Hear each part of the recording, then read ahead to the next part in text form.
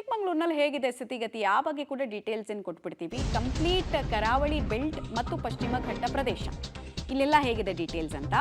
ಗಾಳಿ ಮಳೆ ಅಬ್ಬರ ಚಿಕ್ಕಮಗಳೂರಿನಲ್ಲೂ ಮುಂದುವರಿತಾ ಇದೆ. ದತ್ತಪೀಠ ರಸ್ತೆಯಲ್ಲಿ ಭಾರೀ ಪ್ರಮಾಣದ ಭೂಕುಸಿತ ಉಂಟಾಗಿದೆ. ಇನ್ನು ಅಷ್ಟೇ ನ್ಯಾರೋ ರೋಡ್ಸ್ ಇದಾವೆ. ಕಾಂಕ್ರೀಟ್ ತಡೆಗೋಡೆಯ ಜಾಗದಲ್ಲೇ ಭಾರಿ ಕುಸಿತ ಉಂಟಾಗಿರೋದ್ರ ಮಾಹಿತಿ ಸಿಗ್ತಾ ಇದೆ.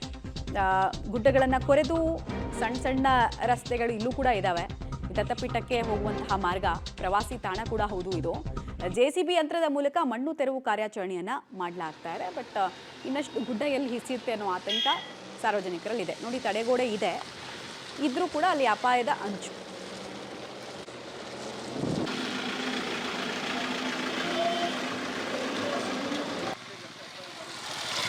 ಎರಡು ದಿನಗಳಿಂದ ನಿರಂತರವಾಗಿ ಮಳೆ ಸುರಿಯುತ್ತಿರೋದ್ರಿಂದ ಇಡೀ ಜಿಲ್ಲಾದ್ಯಂತ ನಾನಾ ರೀತಿಯ ಅನಾಹುತಗಳು ಕೂಡ ಸಂಭವಿಸ್ತಿರುವಂಥದ್ದು. ಆದರೆ ನಾನು ಈಗಿರುವಂಥ ಒಂದು ಮಾರ್ಗ ಚಿಕ್ಕಮಗಳೂರು ತಾಲೂಕಿನಿಂದ ದತ್ತಪೀಠ ಮತ್ತು ಮುಳ್ಳಯ್ಯನಗಿರಿ ಮಾರ್ಗಕ್ಕೆ ಸಂಪರ್ಕ ಕಲ್ಪಿಸುವಂಥ ಕವಿಕಲ್ ಗಂಡಿ ಮಾರ್ಗದ ಬಳಿ ಇರುವಂಥದ್ದು. ನಾವು ನೋಡ್ಬೋದು, ಇಲ್ಲೂ ಕೂಡ ಕಳೆದ 1.5-2 ತಿಂಗಳಿಂದ ಕೂಡ ಸಾಧಾರಣವಾಗಿ ಇದ್ದಂಥ ಮಳೆ ಕಳೆದ 3-4 ದಿನಗಳಿಂದ ಮುಳ್ಳಯ್ಯನಗಿರಿ ತಪ್ಪಲಿನಲ್ಲಿ ನಿರಂತರವಾಗಿ ಅಂದರೆ ಭಾರೀ ಪ್ರಮಾಣದಲ್ಲಿ ಮಳೆ ಸುರಿತಾ ಇರೋದ್ರಿಂದ ಈಗಾಗಲೇ ಭೂಮಿಯ ತೇವಾಂಶ ಹೆಚ್ಚಾಗಿ ಮುಳ್ಳಯ್ಯನಗಿರಿ ಮಾರ್ಗದಲ್ಲೂ ಕೂಡ ಅಲ್ಲಲ್ಲೇ ಬೆಟ್ಟ ಗುಡ್ಡಗಳು ಕುಸಿತಿರುವಂಥದ್ದು. ನಾವು ಈಗ ನೋಡ್ತಿರುವಂಥ ದೃಶ್ಯನೂ ಕೂಡ ಸುಮಾರು 40-50 ಅಡಿ ಅಗಲಕ್ಕೆ ಮತ್ತು ಸುಮಾರು 70-80 ಅಡಿ ಮೇಲ್ಭಾಗದಿಂದ ದರೆ ಕುಸ್ತಿ ಬಿದ್ದಿರೋದ್ರಿಂದ ಈಗಾಗಲೇ ನಿನ್ನೆಯಿಂದಲೂ ಕೂಡ ಈಗ ಕಾರ್ಯಾಚರಣೆ ನಿರಂತರವಾಗಿದ್ರು ಕೂಡ ಇನ್ನು ಸಂಪೂರ್ಣವಾಗಿ ಕಾರ್ಯಾಚರಣೆ ಮುಗಿಸೋಕೆ ಸಾಧ್ಯ ಆಗದಲ್ಲೇ ಇರುವಂಥದ್ದು.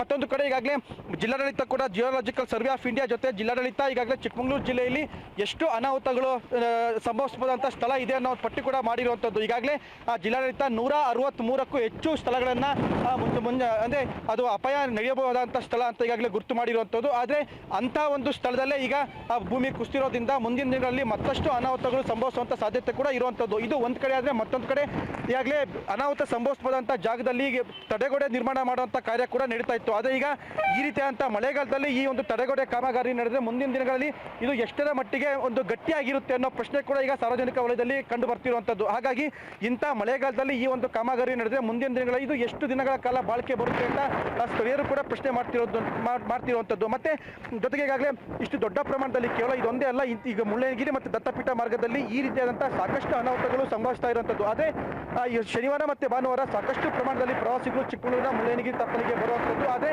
ಈ ರೀತಿಯಾದಂಥ ಅನಾಹುತಗಳು ಸಂಭವಿಸಿದ್ರು ಕೂಡ ಕಾಮಗಾರಿಗೆ ಸಾಕಷ್ಟು ಸಮಸ್ಯೆ ಆಗ್ತಾ ಇದ್ರು ಕೂಡ ಜಿಲ್ಲಾಡಳಿತ ಪ್ರವಾಸಿಗರನ್ನು ಸಂಪೂರ್ಣವಾಗಿ ನಿರ್ಬಂಧ ಹೇರದೇ ಇರುವಂಥದ್ದು ಕಾಮಗಾರಿಗೂ ಕೂಡ ಸಮಸ್ಯೆ ಆಗಿರುವಂಥದ್ದು. ಹಾಗಾಗಿ ಮುಂದಿನ ದಿನಗಳಲ್ಲಾದರೂ ಮಳೆ ಪ್ರಮಾಣ ಹೆಚ್ಚಾದಾಗ ಭೂಮಿ ಏನು ಬೆಟ್ಟ ಗುಡ್ಡಗಳು ಕುಸಿಯುವಂಥ ಜಾಗ ಅಂದರೆ ಹೆಚ್ಚಾಗಿರೋದ್ರಿಂದ ಪ್ರವಾಸಿಗರು ಕೂಡ ಅಂದರೆ ಪ್ರವಾಸಿಗರಿಗೆ ನಿರ್ಬಂಧ ಇರಬೇಕು ಅನ್ನೋದು ಸ್ಥಳೀಯರು ಮತ್ತು ಪರಿಸರವಾದಿಗಳ ಆಗ್ರಹ ಕೂಡ ಆಗಿರುವಂಥದ್ದು. ಕ್ಯಾಮರಾಮನ್ ಪುನೀತ್ ಜೊತೆ ನಾರಾಯಣಗೌಡ, ಪಬ್ಲಿಕ್ ಟಿವಿ, ಚಿಕ್ಕಮಗಳೂರು.